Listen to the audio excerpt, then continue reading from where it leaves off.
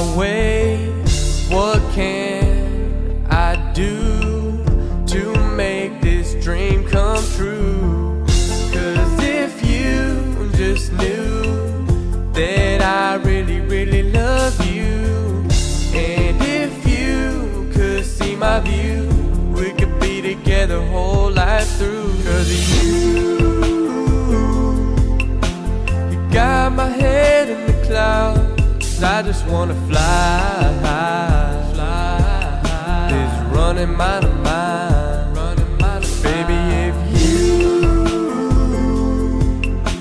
see the smooth dance floor, and I just wanna dance through the night.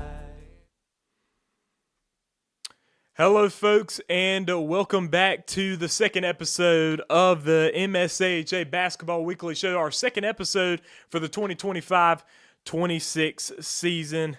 Listen, PCA back in full effect with a big win over the Victors, beating them by over 20 points. We're actually going to talk with their new head coach of their team. That will be coming up today. You won't want to miss that. What does that game mean for PCA and for Jackson?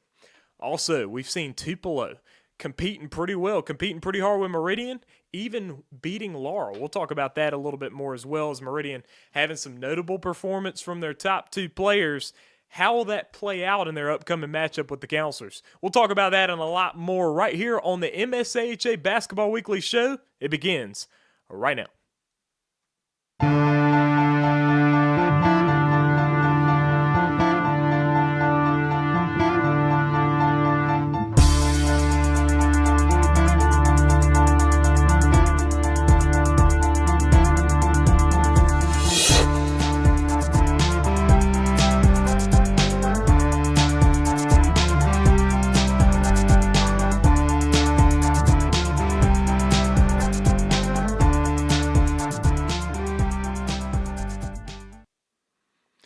And welcome back. I'm your host, Trellis Williams, and this is the MSAHA Basketball Weekly Show. Please be sure to hit that subscribe button to the TSJW Network YouTube channel. Also, like and share with anyone else in the league. We got new people in the league every single year.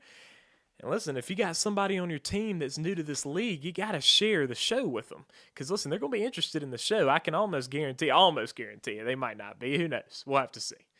But the MSAHA Basketball Weekly Show is here.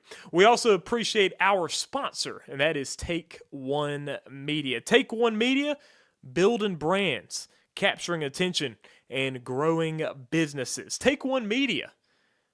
Go ahead and check it out. Also, go takeonemedia.com/TSJW. Takeonemedia.com/TSJW. If you are growing a business and you're trying to scale that business, you got to check out Take One Media, the official marketing agency of the TSJW Network. We appreciate them for sponsoring our show. So we have some games from the last week. Of course, last week we had our first episode of this podcast for our fourth season. But listen, we had some big games this week that I think are something to take note of. So, on October 23rd, we saw Scott County and Laurel take each other on. Starting off with a little girls action here. Laurel wins by nearly 50 points, 61-15 over Scott County. We saw Scott County take on the Muddy River Counselors. They lost to the Counselors by a little bit over 20 points in that ball game. Laurel takes it to them. Laurel was hosting this ball game, and they just take it to Scott County from the beginning to the end. 61-15 score with a win for the Laurel Lady Nighthawks, the defending champions of this league. And they're not looking like they're going to slow down. So, they're going to be a tough team for any of the girls' teams in the league to beat. They win 61-15. Then we see on the boys' side, the Laurel Nighthawks beating the Scott County Flames 51-10. So Scott County, they're still trying to build that program up. They're trying to get these guys playing some ball. Laurel has a severe height advantage over Scott County. And so the Flames just struggled there. And Laurel's able to win by over 40 points, 51-10 in that ball game. Then we see the next day. That's Friday night, October 24th. From Tupelo, Mississippi, the Titans get started with conference play. They take on the Meridian Flyers. And the Flyers beat them, but 49-34 is the final score. So look, Meridian is a team that is looked at as one of the upper echelon teams of this conference, okay? Especially going into this season with all the talent that they're returning. Didn't lose a whole lot from last year, lost a player or two, but not a whole lot. So Meridian's a team we expect a lot from. Tupelo's a team that kind of struggled last year, and then it seemed like they lost two of their top guys, like two of their leading scorers from last year, but it seems like they're doing pretty well. We got a more shocking score a little later on that we'll talk about, but this game was close at the beginning. At halftime, Meridian led 21-16. Meridian was able to push that game forward and win by 15 points, but 49-34, that is not a beatdown by any stretch of the imagination. I think Tupelo's a team to watch out for. The Tupelo Titans not looking too bad. 49-34 win for Meridian. And then, listen, this is another one. Meridian and DeSoto County, the Royal Hurricanes. They took the Hurricanes on. And the thing is with Meridian, they win 88-79 over the Hurricanes. And now, the thing about the Hurricanes is that this year, just with roster issues, they don't have an official 18U boys team in our conference. So they're not a part of the standings. None of the games that they play against the teams in the conference are going to be included in the standings. So this game's not included in the standings, but what a remarkable game, though. 88-79. Actually, the Meridian Flyers posted the full game on their YouTube channel, the Meridian Flyers YouTube channel. I checked it out. It was pretty good. Pretty good scoring exhibition. We see, 1-2 punch for the Meridian Flyers. Cooper Franklin finishing the ball game with 36 points. Brody Coker with 35. So you see that those guys are scoring the basketball. And Meridian able to put up 88 points in that ball game. Thing about the Flyers, though, and we're going to talk about this upcoming week. They're going to be taking on the Counselors, which will be a big test for them. They lost to the Victors in their first game of the season. The big question with Meridian is, when you have points being scored by a couple guys, it's a little easier for a defense to maybe focus on you a little bit, but very talented guys. And they got other guys on the floor that are very talented as well. So I think Meridian will be a good team this year. Moving on to the next game we had on Saturday, and that was Laurel and Tupelo. And this is the one I'm talking about. Tupelo gets the win, 41-37. Wow. Tupelo beats Laurel. Another thing about the Titans is that they played 3 games with Laurel. They played a 14U, 16U, and an 18U, and Tupelo won them all. They swept it all. So the Titans, not only did they get the 18U win in a game that we might have not expected them to win, but the future looks bright for the Titans. And this is a team that's been in this conference. I believe this is their 5th year in the conference, 6th year in existence. So I think they're starting to arrive here. And listen, a 41-37 win for the Titans is huge, and I know that they're pretty happy about that. So the Tupelo Titans win 41-37 at home against Laurel. I know Laurel's going to be coming back trying to get back at them the next time they play down in Laurel, Mississippi. But finally, the big game of the week that we had been looking for the whole time. PCA and Jackson, the Paladins, come away with the win, 57-34. Now, here's the thing about this ball game. In previous years, PCA is expected to beat the Victors in this game. But this year's a little different, at least going into the ball game, because the Victors brought back everybody from last year. I don't think they lost anybody from last year's team. PCA lost a good amount. They have a coaching change. We're going to be talking to the new coach of the PCA Paladins here today, and he did a good job. That's Coach Caden Cheramie of the PCA Paladins. He did a great job coaching that team. As you saw, we saw in 14U, 16U, and 18U. Victors won 14U and 16U. They were close games, though. But the thing is, the Victors have a lot of talent there at those younger ages. But in 18U, PCA dismantled them. And this is how the game starts. So it starts off very sloppy basketball from both teams. And it's just like we see in the first quarter, you're like, oh, man, this isn't a very good look. Now, for PCA, this was their first game of the season. Listen, PCA shaped up real quick. In the middle of the second quarter is when they started catching their stride. In the second half, they just dominated, and they clicked. And see, a lot of those guys have played together for a few years, but they haven't had to carry that bag alone in this way without guys like Tate Boggs, who was a major ball handling guard for their team. They had Scotty Covert last year, but they had had Boggs for many years being able to control that offense. Listen, these guys are stepping up, and they look good. PCA is looking like what they always look like, which is like a championship game player. The PCA has been in every championship game for the last 5 seasons, And they got that look like they're going to come back and do it again with a whole new team. Be very impressive there if they're able to pull that off. We're going to be talking with Coach Cheramie. We're actually going to talk with him right now. We're going to bring on Coach of the PCA Paladins. He's the new coach, and we're going to bring him on right now. Listen, Coach, I got to ask you this. Am I pronouncing your name correctly? Absolutely not. Absolutely not. All right. Okay, how do you say it? I should have asked you this beforehand. How do you pronounce it? It's Cheramie. It's Cheramie. Okay. Caden Yeah, Cheramie. it means beautiful friend in French. I'm from South Louisiana. It means Okay. Cheramie, beautiful friend. Okay. Well, I apologize for that. Coach Cheramie of No, the you're PCA good. Paladins is with us right now. We appreciate you joining us. Listen, you just alluded to the fact that you're from South Louisiana. Take us through your upbringing and your background because you're introducing yourself to this league. Yeah, absolutely. So, yeah, grew up in South Louisiana. Played basketball starting when I was 4 years old. Just fell in love with it from the jump.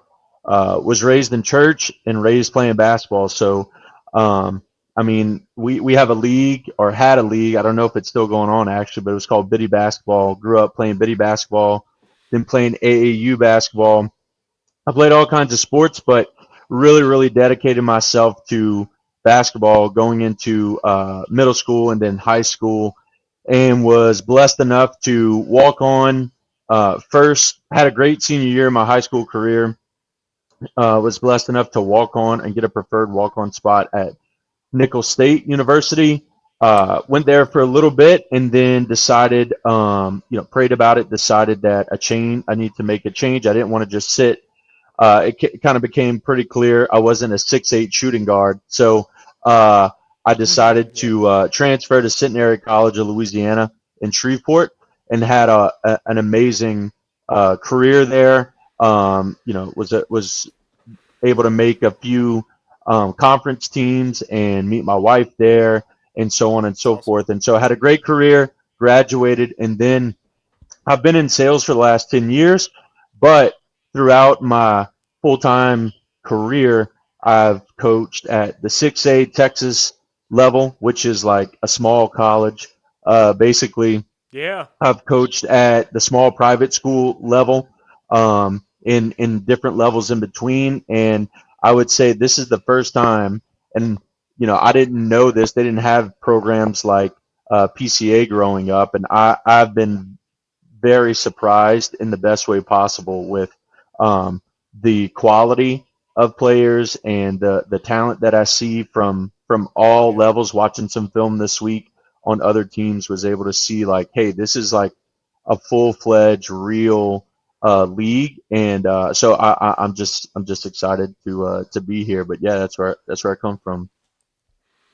Definitely. So, and that's awesome to hear from somebody who's stepping into it and a basketball guy. Like, look, I did a little bit of research of you. I probably should have done a little research on how to say your name, maybe, but I did know that you were a good player in college, man. You played plenty of minutes, and you're talking about making a conference team.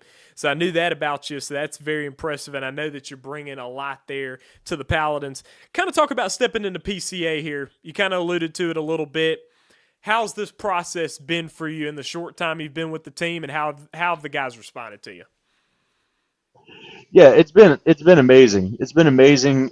We have quality young men, to be honest with you. From a spiritual standpoint, their walk with the Lord has been awesome to see, and we've had some events where they've come and given their time, or just being around them. I come from a different setting and style, and you don't hear a lot of kids, or I didn't hear a lot of kids growing up just saying yes, sir. I've seen a lot of interesting things, and just being around these young men, just seeing how they've responded to me. Change is always usually most people are uncomfortable with change. So having a new coach, losing Scotty, losing their point guard from last year in Boggs, and trying to figure out how are we going to look, what are we going to be, and I've just been super pleased and impressed with the guys that have stepped up. From Hayes stepping up, he's put on 20 pounds of muscle. He's as healthy as can be from last year. Ben put on a ton of muscle and is healthy. Enoch stepping up into that ball handler role. I thought he did phenomenal this past weekend and just being a leader, being vocal. But all of the guys, I mean, I didn't know what I was getting into. I don't think they did either. The first practice we did, they didn't touch a basketball. Let's just put it that way. It was 2 hours of conditioning and just seeing how mentally tough they are. And they've responded each and every practice, and each and every time I've challenged them and just thrown some stuff at them that they might have not been used to. And so I couldn't be more happy with how it's going so far. Yeah, so when you communicate with these guys, I know that, listen, y'all have y'all's goals, and you have goals that you set for these guys game by game, but also big goals for the season. Share with us what these goals are that you set for your guys. Yeah, so we have 3 goals going into really every game, and not one of them is like, we're going to win championships. I try to get them to focus on one game at a time. In each game, we're competing harder than anybody, we're communicating better than anybody, and we're winning every single competition within the game, whether that's rebounds, whether that's free throws, whether that's diving after loose balls. Like that effort, we're going to out-effort everybody, and then let me handle the strategy, the coaching, putting them in the right places to win. And so I thought they answered the call this weekend. I know our JV and our 16U and our 14U fell a little short. And to the Victors' credit, they had some really quality ball handlers that make a difference for those games. But I think our varsity, our 18U team really stepped up to the plate and took on that challenge. And just one thing I told them in practice, the last practice we had right before the weekend, when we went into the games, I said, y'all have never seen me coach. I don't just sit down and be quiet. I said, if you match my intensity, I guarantee you we will have a shot in every single game to win. And I think they did that. I think we had the right pieces in there that did that, and we had a good turnout. And so, yeah, and listen, it was an impressive win, and you took on a team that, with the Victors, they've had struggles in years, but listen, this year that team has 8 seniors on their squad. I mean, they're ready to go. They have the same team from last year, which really helps, a thing that you guys don't have. You don't have the same team from last year, and you're stepping in as a new coach. But talk about this process. A big thing for a new coach, I know, is it's nice to have players that can have leadership qualities with the team. Talk about that a little bit. Who are some guys that have stepped up to be able to be leaders and be liaisons between the rest of the squad and you, and be able to get the job done on the floor? Yeah, no, that's a good point. That's a great question. Before we went into the weekend, I actually had the guys, they had 2 months of practices with each other, and I had the whole team write down who they wanted as captains. And the 2 that came from that were Hayes and Ben. And Hayes is a lead by example kind of guy. He's not going to be the hooping and hollering type, but Ben is more vocal. But Hayes leads by example with how he plays, how he competes. Ben competes really well, but he's also very vocal, trying to get the guys to focus, pay attention, follow his example, follow his lead. I think another leader that's kind of just a natural leader, and he's not even a 18-year-old yet. He just turned 17, I believe, but is Enoch Borelli.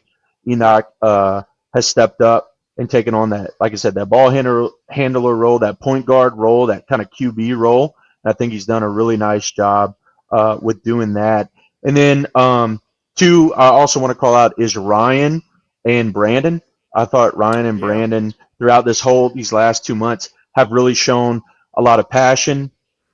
Brandon's like Mr. CEO. When I've not been able to make probably like 1 or 2 practices because of work stuff, and Brandon's been able to actually run that flawlessly. And then Ryan just shows up with all of his passion and energy and fills those gaps for us. So we have some, even though we don't have a ton of maybe senior players out there, we have some leaders that have stepped up in different ways, and I think that's what really kept us just putting our foot on the gas this past Saturday. Yeah, and obviously you've done a good job working with those guys because it's hard first game, and we saw it right at the beginning of the game. We saw that you guys fixed it after a sloppy start to the game, but that's what you expect in the first game of the season. Talk about that. Talk about tightening up as the game went along. Yeah. Take us through that process of how that game went, because it was very close and it was very low scoring at the beginning. Yeah. Yeah, no, that's a great point to call out. I told them before the game, and I've told all three of our teams this. I said, I don't care about mistakes this weekend. This is the first weekend. This is the first time we actually get to put on the jersey and go play ball. Mistakes are going to happen. Play free. Play with not reckless abandon, but play free. Don't worry about mistakes. Don't worry. Just try to reduce. If you do make a mistake, don't keep making that mistake. But we're going to make mistakes. Don't worry about that. And I don't know if they truly believed me at first or not, because some coaches can say that but not follow through. But I truly wanted them to just go out and play. And so once they finally kind of settled down, I started seeing some mismatches that we could take advantage of with some of the different sets that I put in over the last 2 months for them. I pulled a few different sets from my college days and just stuff that I thought would work based on the personnel that we have. And Hayes. One thing that I saw after a couple of minutes is that Hayes could definitely get a mismatch on pretty much every possession, if not every other possession.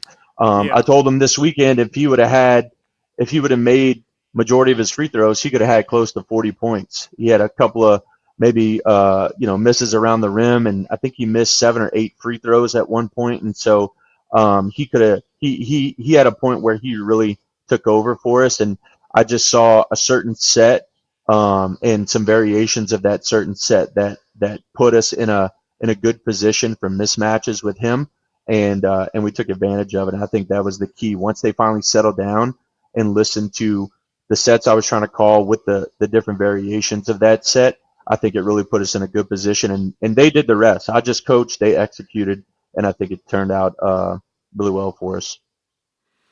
Definitely. And look, Coach, last question for you. I know that you said that you've been watching film around the league. What are some of these teams? Who are some of these teams you've been looking at? Because this year there's some teams, like there's a little bit more. There are more teams at the top than there were last year in terms of just competition.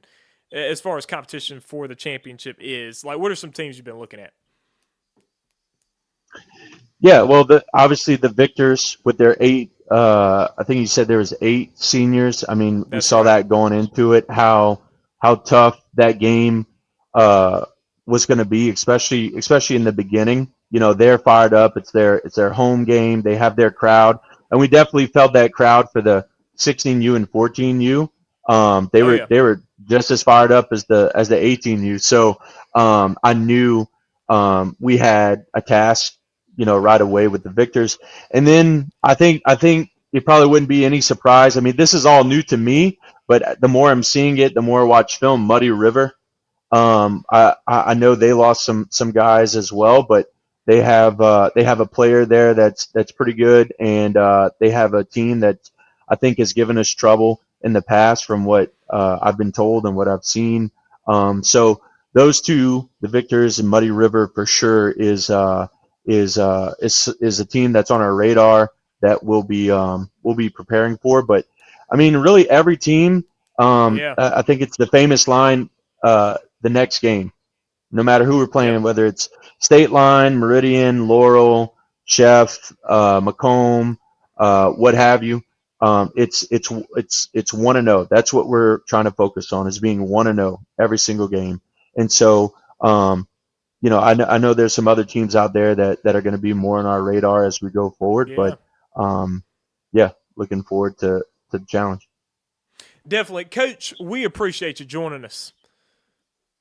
Yeah, appreciate you having me. Looking forward to doing more in the future. And I appreciate you having me on. Most definitely. And listen, I appreciate Coach because he met me one day, and then he agreed to come on the show this week. So I appreciate you, definitely for sure. Right here on the MSAHA Basketball Weekly Show, that was Coach Caden Cheramie of the PCA Paladins. Folks, we got more coming up ahead, and we got next week's games to talk about right now. And listen, October 30th. Now, remember, I just want to remind you all, we talk about conference games. We don't talk about non-conference games on this show. We talk about conference games that affect the standings. And as a matter of fact, let's go ahead and look at these standings right now. Looking at the girls' standings first, heading into this week. Last week, we only had one girls' game. It was Scott County and Laurel, and you see Laurel at the top with that 2-0 record. But, as you have noticed, not a whole lot of girls teams have been playing yet, but we have a couple of girls games this week that'll allow us to parse out these records. Now looking at the boys standings right here, we see you got 3 1-0 teams with Muddy River, PCA, and Macomb. Meridian, Jackson, Tupelo, all 1-1. They've gotten into their play. Laurel at 1-2, Scott County at 0-2. Laurel 1-2. They would like to be 3-0. Their 2 losses were to Macomb and Tupelo. 2 teams that they beat last year. They were wanting to have a 3-0 start. They started off 1-2. But listen, that's the first game we're going to talk about for this upcoming week. We got Laurel and Jackson. This game, again, Victors are going to be hosting. So they're starting off the season hosting a lot of games. They'll be back in Byram again, I'm pretty sure. They're going to be taking on the Laurel Nighthawks. And listen, Laurel's hungry. They're hungry for a win here. They're 1-2 in conference. Victors, they're going to be looking for a win too. They want to bounce back from that tough beating from PCA, especially just given the fact, because this Victors team, they're playing for a higher standard. And if you talk to their coaches, and we'll bring their coaches on very soon, but listen, they're playing for the top level. All right, they've got high goals, and so they don't want to be losing by 23 points to PCA anymore. So they're going to bounce back from that. And of course, got to note, Asa Holden didn't play in that ball game, which makes it different for the Victors. But man, PCA looked really good. And one thing that PCA did against the Victors was they were able to use the size of Hayes' piece to their advantage, and that's what Coach Cheramie was talking about. Just Hayes able to score at the basket, just with that size that he has. And the Victors they don't have a lot of beef inside. They got some height, but just not a whole lot of beef in there. But listen, they got athleticism and they can get the job done. And I think they'll come back viciously. Now, November 3rd on Monday, we're going to be talking about a little. Hey, listen, I got to finish talking about that though. We got Laurel Victors. Back to Laurel Victors, please. I just talked about their last game. So the thing is, about this ball game, I'm interested to see. I think the Victors are probably a little bit favored for this game, but the thing is, though, is that what PCA was able to do is they were able to use their size against the Victors. Laurel has size, too. They got plenty of size. They still have Brock Anderson on their team. They got some other guys who are big boys. And so the Victors are going to have to deal with that. And that's tomorrow night. So Laurel Nighthawks and Jackson Victors tomorrow night. Be interested to see what happens in that ball game. Laurel going to be trying to get back in that win column as well as the Victors. So then November 3rd. Now, we bring it to Macomb and Hattiesburg. The Gators and the Forerunners. This is a girls game. The first one's a girls game. We've got girls and boys. As far as girls concerned, Hattiesburg definitely heavily favored in this ball game. Macomb's still trying to build up that program. They took a 57-23 loss to the Laurel Lady Nighthawks earlier in the season, the first game of the season. The thing is, though, it's hard to take a whole lot from that game. We don't know where Laurel is. We don't know what Laurel and Hattiesburg, what that would look like. So it's hard to make a judgment from that. But from the past, Macomb's trying to build that team up. Hattiesburg, I think they lost, if I'm not mistaken, I think they lost one player from the team. And again, if I'm wrong on anything, correct me in the comments. Go ahead and comment down below and let me know where I'm wrong. If I am wrong, I don't think Hattiesburg lost that much from their girls team. So I'm thinking that the Forerunners have a good shot in this game, but we'll see. The game will be down in Hattiesburg, so that'd be Macomb and Hattiesburg. Now we look on the boys' side. Now this is where it gets interesting here. These two teams had a preseason game at Summit or at Southwest Community College in Summit. And Hattiesburg won that game, but they won it by a little bit. So I think this will be a pretty good game here. I expect it to be a pretty good contest. Since Hattiesburg won in the preseason, you would think that they might be favorites, but we don't know. Macomb, 1-0 right now in conference. Hattiesburg has yet to play a conference game. Macomb did well against Laurel. They beat them by 9. So it should be interesting. Hattiesburg's going to host that game against Macomb, and we'll be interested in seeing what happens. This will be Monday, November 3rd. That's when that ball game will happen down in Hattiesburg. And then also on November 3rd on Monday, live from Hickory, we got the Muddy River Counselors taking on the Meridian Flyers. We got a girls' side and we got a boys' side. So on the girls' side, Meridian has lost a ton from last year. They lost 7 seniors and really all their rotation players. So this Meridian team are going to be trying to rebuild. Now, I haven't seen their girls' team. I haven't seen them at all. So listen, they could be rocking and rolling. We'll have to see what happens. But, Muddy River wanting to do well in this ball game. They had a good start against Scott County. They're 1-0 in conference. Meridian yet to play a conference game. The Meridian Flyers boys, they've played Victors. They played Tupelo and Royal Hurricanes. None of those teams have girls' teams. So these Meridian Flyers girls are going to be playing their first game of the season, if I'm not mistaken. Now you can correct me on that if I'm wrong as well. But this one will be in Hickory, Mississippi. And then on the boys' side, this is a big one here. Okay, so Meridian, they're in a position now where they are 1-1 in conference. Okay, 2-1 overall with that win over the Royal Hurricanes. But they're 1-1 in conference with a 2-point loss to the Victors and a 15-point win against Tupelo. Now the Counselors coming off an 80-23 win over Scott County. Now Meridian has talent. They got plenty of talent.